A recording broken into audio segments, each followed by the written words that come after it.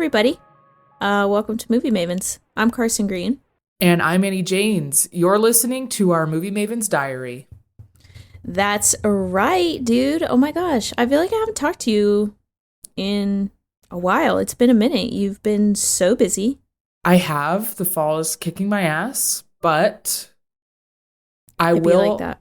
I will always make time to watch things and, of course, obviously talk about them with you. I must. Period. I mean, same. And you know what? I'm dying to know what you've made time for. What have you been watching? I had a little stint in checking some new anime out. Okay. Usually with anime, I am decades behind. And, yeah.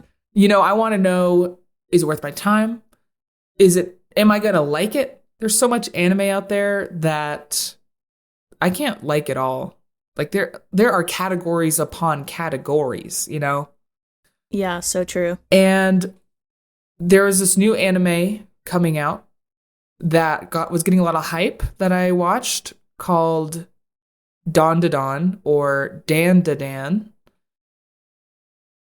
Okay. Cool name. First of all, cool name. Sold. Dawn to Dawn. Yeah. It's not even a word. And this is out on Netflix. I've watched uno episode. Okay. And I'm not sure I'm going to continue, but there's a lot of hype. If anyone's watched it, listeners write in. But let me hit you with the premise. Okay. There are two high schoolers, and one is really a vampire. Oh, okay. And one is really into like ghosts, the supernatural. Mm-hmm. And the other is into aliens. Oh my God. Did they write the sickest movie ever written? Not that I've seen so far, but they each are into their perspective, I don't know, magical shit, and they don't believe the other person. And I thought the whole season was going to be about like trying to convince the other person of its existence. But in the very first episode, like that kind of happens. So I'm curious where this is going to go. Oh, like we my kind God, of already did it. We kind of already proved, like we have like proof on both sides. They are going to get up to some paranormal shenanigans would be my guess. They're going to take a trip to Roswell. I really hope so. I would love to see like a Japanese anime perspective on Roswell, New Mexico. The intro is sick and the animation's really well done. I gotta say, this is true in a lot of anime, but there is some really unfortunate sexualization of women that is another major factor in holding me back to continue, because it's like it's not tasteful, In a show about high schoolers? Of course. Oh, that's gross. It's like chances increased. I know. So don't love that, but it's like a part of the medium. It's kind of inescapable. So anyways, listeners write in if I should continue that. I'll probably check out like one more episode. I don't know. If I watch one more, I don't know that I'll talk about it. So we'll see. Mm-hmm. Okay. The other anime that I started, also new, is called Uzumaki. Okay. This is on Max, and this is based on a manga from the 90s. And it's by Junji Ito. He's like a prolific artist in Japan. And this is a horror anime and manga. And Junji Ito is like prolifically known for just coming up with the most horrific ideas like to ever be conceived. And the show is an idea show. It's kind of like, in my opinion, little vignettes about fucked up imagery. Okay. It basically takes place in this town, and the town is like haunted by spirals, like literal spirals. They keep showing up places and people keep being like hypnotized by them. And then like fucked up shit happens as a result. I'll just give you one example. Okay. There's this kid that everyone's a little spooked of. He's kind of weird. And he has this big spiral on his back one day. They're all freaking out. And he's really spooky and he's like sweating a lot. And then later he turns into a snail. And the spiral becomes like the shell. And his eyes like pop out of his head and like lengthen out. And he's crawling all over the school walls. And it's disgusting. Is he like a human-sized snail? Yes. They call him human snails. They're calling him that. Yeah, he's ginormous. Wow. So, or another example, and I know you've seen this image because it's one of the most popular anime images ever. It's a woman. Uh-huh. She's got a bob. She's got two eyes, except behind one eye is this giant concave spiral, like her head is like disappearing into. And eventually the spiral just all consumes her. Like she just like disappears within it, like into nothing. So there's just crazy, really, really spooky. The vibes are so spooky. The whole show is black and white, which is how the manga is. God. Which is really a real dedication. And I don't know, this show makes me feel super uncomfortable watching it. I wanted to watch it because I've heard amazing things about the manga and about the artist, Junji Ito. But frankly, I don't know that this is the medium. I kind of feel like the manga was what is best. Because it is just like creepy imagery. And when it's animated, I don't know that it's actually adding much, to be honest. I've seen 2 episodes, and I don't know if I'll go on. I kind of think I should just read them. Again, listeners, you seen this? You know, write in, let me know. Let me know. Wow. I will send you like an image or 2 after the show. Yeah, please do. I'm so curious. It sounds so spooky. Spooktacular, if you will. It is, yeah, I'm trying to get in the spirit, but it's a little too spooky. And you are so real for that. I'm so real for it. Okay, that's my anime corner. What is something you've been watching? Well, Annie, thank you so much for asking. I actually watched an episode of a TV show, and I forgot to mention it, but it is spooky, so I'm going to tell you about it now. I watched the first episode of the show From, with Michael from Lost, and it's from the same people who made Lost. Yes, this is a show I had never heard of, ever, and then I saw maybe a TikTok of it that someone was like, this show's amazing and there's 3 seasons, or at least it's like this show did not exist until yesterday, and now you're here talking to me about it. That's crazy. Well, it's because it's on MGM Plus, and I don't know if you know about MGM Plus. Me personally, I had never heard of it. I'm so sick and tired of all of these streaming. Let's just bring back cable, bro. Like, I will accept the commercial. Like, just bring it back. I'll pay the $100 a month. I'm fine with it. Like, it's okay. Let's just I can't do the commercial thing, but I am sick. MGM, I thought Amazon bought them. I thought that was one package. That would be so much easier. I'm like too exhausted to even get into it. We should save that rant for another time, but I agree. So what? I get on MGM Plus or whatever the fuck, and then here's a show From. Yes. No wonder I never heard of it. Exactly. So I got the 7-day free trial because, again, not going to pay for another streaming service. But so I watched episode 1, and I had kind of high hopes because I had seen that exact same TikTok that you're talking about. And I was like, okay, spooky show with Michael from Lost, from the creators of Lost. I'm ready. High hopes. Okay, it ended up being like, the premise is there. The premise is about this little town kind of in the middle of nowhere. And it's a town that you can't leave. So it's like kind of purgatory, and the road just ends up like you can drive down the road or like walk down the road, but then you end up right at the same place. Style. Pleasantville style. Yep, exactly. But the only thing, the difference between Pleasantville, they're not fucking, they are being eaten by ghosts. Oh. And a it's tale one of those, as old as time. Yep. It's one of those situations where you can't go outside at night.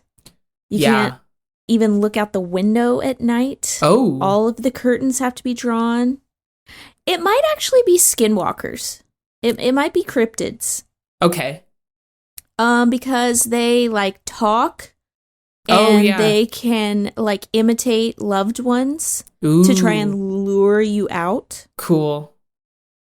Yes, the premise is cool. The writing, it's not there. Uh-oh. It's really not there. The you acting, mean moment to moment, or like from beginning to end? From beginning to end. It's just not strong. It's just like not. It's an MGM show. It's not an Apple TV Plus show. It's okay. It's not a Max show. All right. And that is just like made evident. I was super excited. I love Michael from Lost. Yeah. I haven't seen him in anything since he was Michael in Lost. Yeah. Yeah, it was pretty bad. It was bad. It was like Twilight level bad writing. See, this is why you can't trust whatever the one man on TikTok said. He was probably paid by MGM Plus because, I mean, they can't afford like real endorsements. So you got 7 days to watch this whole show. Will you be continuing? No, dude, I watched one episode. Count me out. That's enough. Yeah. All right. Well, I'll steer clear unless I hear one more guy say something. I'm just kidding. Yeah, but anyway, what else have you been watching? Anything better? I checked out a new movie on Netflix called Me too. We checked it out. And it's called It's What's Inside. Okay. Yes. My first note is that's a bad title. I had the exact same note, bro. You know what is a great title for a movie? I Saw the TV Glow. Amen. Okay, Love Lies Bleeding. That shit sticks with you. I cannot remember for the life of me It's What's Inside. I was trying to talk to Gus about it all day before we were going to watch it, trying to sell him on it. I was trying to look it up on Netflix. I was trying to show him a TikTok. I could not. Every time I had to be like, what's this fucking movie called? Like every time I had to look it up. And for me, what really kills me is the double contraction. You shouldn't have 2 contractions in a title. That's too many. Period. Yeah. Uh-huh. And there are plenty of other options. It could have also just been What's Inside. I feel like that could have had more impact. Why didn't they consult us? To be perfectly honest. We are right here. There's no excuse. Okay, well, terrible title aside, what'd you think of the movie? Terrible title aside, I had a blast. I felt that this was the bodies of this year. With a maybe sci-fi high concept twist. What the movie is about is a group of friends reconnect, get together. It's been a while since they've been together, like a reunion of sorts. And one of them, who became a tech bro, shows up and he's like, hey, I have this prototype that's also a game. And essentially what it is a briefcase. Everyone connects to it and they turned a bunch of switches and the party swaps consciousness with each other. So if it was just Carsen and I playing, we would, plug in, hit the button, and then I would wake up in Carsen's body and she would wake up in my body. And from then on, antics ensue. Um, yeah, I thought it was pretty. I had fun with it. I didn't think it was amazing. Um, I also thought there was some really cool filmmaking flourishes that went hard. Like anytime I had to tell a backstory about characters, it had this cool like photo and like it would tell the story through photos, but the photos would change, but the characters within the photos would be stationary. It's some cool Photoshop thing. I don't know how they did it. And by the end, I thought the like scramble of who is doing what and for what reason was really satisfying. So overall, I had a pretty good time. What about you? What did you think of It's What's Inside? I also had a good time while I was watching it. I will say that it kind of had the same effect of like the first act of Blink Twice, though, in where like it just kind of didn't pick up for a while. But then once it did, it was fun. It is super fun. I just gotta say, dude, I'm just really incredibly bored of like narcissistic abusive boyfriend. Like, let's bring in a new trope. Like, even just make her a woman. Like, make it narcissist abusive girlfriend or like ex-wife. Something. Like, let's just give me some intrigue there to like break that barrier of just the same trope over and over. That aside, I did like most of the other characters. I did find the ending kind of like, I was like scratching my head a little bit. Like, wait a second. I even had to like, okay, this went into this body. This person went into that body. That person isn't a body anymore. Wait. And that was really fun.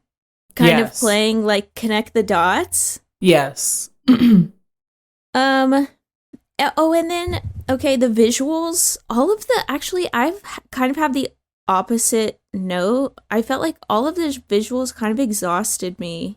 Like the set, it felt like the set was not imagined enough, or maybe it wasn't like utilized enough in the same way that like this massive house was used in Bodies, Bodies, Bodies. Like, I love the way that they used that house. I know what it is. Okay. It's budget. Because this is a small budget film. I didn't say that. It's apparent. Like, they clearly did not have set deck. They had lighting. They had a green filter and a blue filter and a red filter and a purple filter. Like, they just had colors. And so they used and abused that, which, like, amen, more power to them.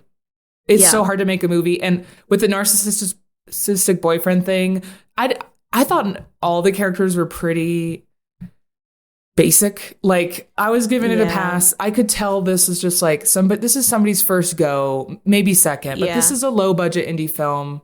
So I think personally, I like Bodies, Bodies, Bodies more. I think it's better overall. Yeah.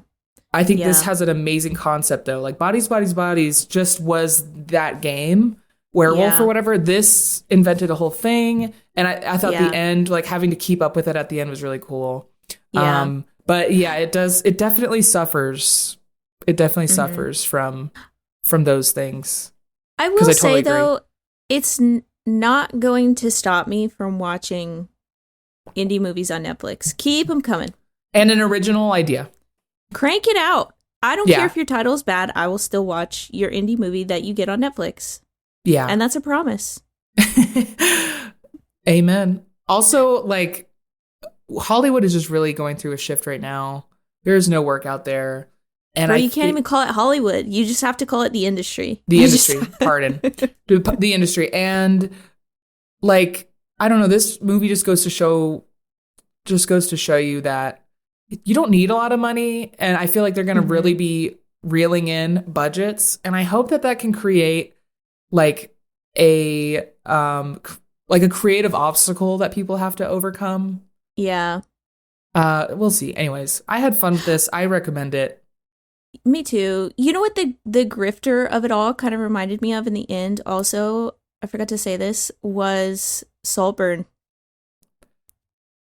Just like who the grifter was? Yeah, and that she got away with it. Yeah. Yeah. Yeah. Mm-hmm. Yes. Totally. We love that. We do love that. And we love Saltburn. Anyway, what else have you been watching? Anything? Or is it my turn? You go ahead. Okay, I will. Thank you. Okay, I watched 2 documentaries and I want to tell you about them kind of in tandem. So the first documentary is a Max original, and it is about the Menendez brothers. Let me see what the title is. Menendez, Monsters or Misjudged. And this is different from Ryan Murphy's scripted show called Monsters that's on Netflix about the Menendez brothers. Can I just say, I don't really care for Ryan Murphy. I don't really like the way that he writes. Who is Ryan Murphy? Is that not the guy who does all No, this? it is. No, it is, but who? American Horror Story. Oh. Yeah, Yes. and then didn't okay. he did the Gucci one or the Chanel? He did one of those shows. The Murder of... I got here he did Glee. Oh. Nip Tuck. Wait a second. Can I ask, if you have the option between a documentary or docu-series and then a scripted, like, dramatized version of the same story, what do you prefer of the two? Okay, let me just back up. Okay, Ryan Murphy did the American Crime Story series, which included The People vs. OJ, Impeachment, and the assassination of Gianni Versace. And I thought that he did Monsters as well, but in fact he didn't. But I mean, I'm pretty sure he just like started this kind of, what do you call it? Like genre of a dramatization of a true crime. Yes. Which I don't love. I'm like almost 0% chance I'm going to watch that version. I just honestly, I just think it's like not fair. I don't think it's fair. I just want the cold hard facts. Like, Me too. 100% prefer a documentary because I don't know, there's a lot more information involved. It's like, no, I wasn't curious about how the conversation was. I just want to be told there was a conversation and this is what it was. Mm-hmm. You know? And it's not, and like half of it, I'm like, this is just our idea. It's just our idea. Yeah. Of what the scene or how it went down. Whereas a documentary just like presents it as that. So I prefer documentary too. So you watched the documentary. Okay, yes. Well, it's one of, I think, many documentaries. But the reason I watched this one in particular is because there has been a new resurgence of compassion and empathy for the Menendez brothers, who famously shotgunned their parents in their multi-million-dollar Beverly Hills mansion and then proceeded to spend a lot of their money. See, I had never heard of these brothers. So people are now being like, well, maybe like that. Well, okay, so here's the story. Both of the brothers were horrifically sexually abused by their father. Okay. So much so that one of the brothers gave testimony that he tried to burn his taste buds off using lemon so that he wouldn't have to taste his father's semen in his mouth anymore. Jeez. This is a testimony that he gave in open court. And then, so this happened like in the early 90s. And at the time, The kind of consciousness, the social consciousness, the social awareness of abuse and trauma and PTSD just like wasn't as high as it was now. And so these boys were just like horrifically Criminalized? they were criminalized, but also they were made fun of. Like there were SNL skits of like their testimony and like them crying. And there were just like man on the street interviews of people being like, there's no chance that like men can't be raped, men can't be sexually abused. Like this is not true. This is just like not possible. It's just like, that's just where people were at the time. And in recent years, there has been this resurgence and of interest in this case, and it's people, particularly Gen Z, looking at it with an empathetic eye and saying, maybe these guys actually were horribly abused, and maybe their brain chemistry was drastically altered by trauma. And maybe we should relook at this case, and maybe we should give them time served and let these guys just like have a life. Yeah. Which is really interesting. It's mostly happening on TikTok. People are having these conversations on TikTok, which is interesting. I found the documentary, obviously it's troubling because, this is like horrible and heavy subject matter, but it's like being handled really delicately now, which is encouraging. Yeah. And the documentary is the one you're watching. It's new. It's modern. Yeah. Or is it just resurfacing? Okay. No, it came out this year.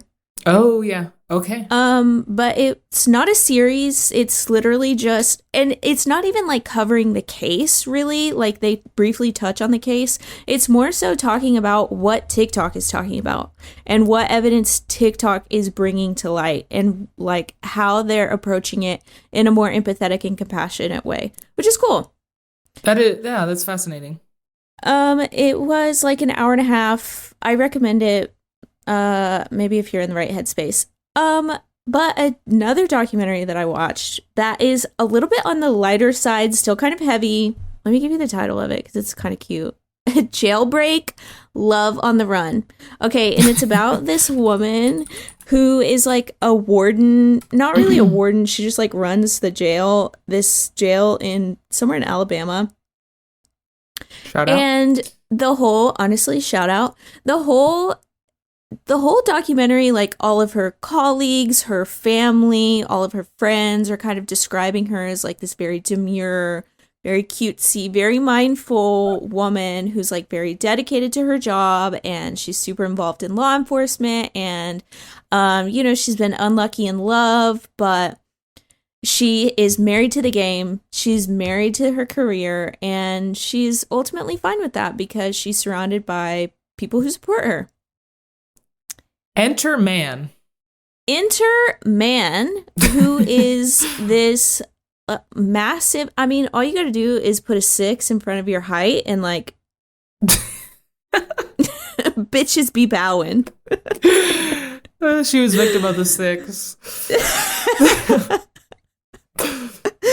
He looks like a large man. Okay. So yeah, he manipulated her and convinced her to retire early. They were having phone sex, and I'm pretty sure they might have even had sex at the jail. And this went on for a while. I'm going to say like 12, 13, 14, 15 months. Okay. And he convinced her to drain her bank accounts and retire early, and they were just going to go on the run. And that was their whole plan. That's not really a plan. That's more of a fantasy, but okay, go on. Yeah, so they did that, and tragically, they were caught, obviously. And on the run, this is a spoiler, and I'm so sorry. They crashed, and tragically she died. Oh, no. However, it wasn't because of the crash. Did he kill her? She was shot in the head. Oh my God. He was just taking her for everything she was worth. Yeah, dude. Completely manipulated her. Oh my God. He was playing the long game too. Holy shit. He was, yeah. It was just like, it's really fascinating, like how it was just a very interesting look at like how people can be so subtly manipulated. And bless her heart, rest in peace. What a shitty way to go out. But, you know, as like during these interviews of her colleagues talking about her, everybody really still genuinely respected her despite this shortcoming. Yeah. Wow. Anyway, well, very fascinating story. Totes. Anyway, back to you. I just wanted to shout out a comedy show or comedy routine, comedy act. What do we call this? Stand up. A special that I watched. Jenny Slate, Seasoned Professional. This is on Amazon, and Jenny Slate, you know her, you love her. Mona Lisa from Parks and Rec, Marcel the Shell from Marcel the Shell. She's really funny. I hadn't seen her comedy before. A lot of it is to do, she just became a mom, so a lot of it is about that. But she's funny. I liked it. It came out this year, so this is new. And if you're looking for a goof, a gaff, and a laugh, I recommend. I've seen one of her stand-up specials before. I think right after she got divorced, or maybe right after she got married. I don't remember, but it was funny. I'm gonna watch this. Throw that puppy on. I had a good time. Well, my final thing, as you know, maybe you remember, last time we spoke, I was begging on my hands and knees for a show. Please, for the love of God, send me a show. Well, Annie, still looking. Nope. Oh. Found it? Well, I'm rewatching Game of Thrones. You just returned to an old classic, Game of Thrones. Are you ready to be hurt again? Okay, actually, I'm having a lot of fun. Okay. And I don't think that I'm going to be hurt at the end. I really don't. Are you going to go all the way? It's hard. It's hard to say, but now, as of now, you do plan on. As of now, yeah, I do plan on going all the way. I'm already on season 3. The next episode is the Red Wedding. I am not ready. Ooh, you're burning through it. Oh, man. Yeah. Well, I mean, it's just like nice to have on. I'm trying to look at my phone less. Yeah. Big screen more. Big screen is better. Big screen is much better. Little screen, evil, trite. Oh, straight up evil. Well, okay, Game of Thrones, love to hear it. I can't wait to hear the update as you get further and as you start to notice a drop in quality. I'm curious. But that show really was so good for a second, wasn't it? It really was. And, you know, it was everything. I think, and look, this is my prediction. On this watch, I kind of am not rooting for Dany. Yeah. Which, like, in the first watch, I was rooting for Dany. Of course. And I think that's why, like, the end of it was so bad for me. Oh, I see. When you get to the end, let's have a discussion because I have thoughts. Okay. I have thoughts. Well, and it's interesting now having seen like House of the Dragon, like the Targaryens, like just in general, it is kind of strange that they would disappear and then she's like, she fucking thinks she has the audacity. Mm-hmm. Like it's a little entitled of her. Just saying. It is giving entitled. I mean, but I have other thoughts. Okay. All right. Game of Thrones, love it. Okay, well, that's what we're watching. You can follow us on Instagram at Movie Mavens. Follow us on TikTok, also at Movie Mavens Pod, I think. Pretty sure. And you can also write us an email at moviemavenspodcast@gmail.com if you have any recommendations. That's it, Movie Mavens all the way out.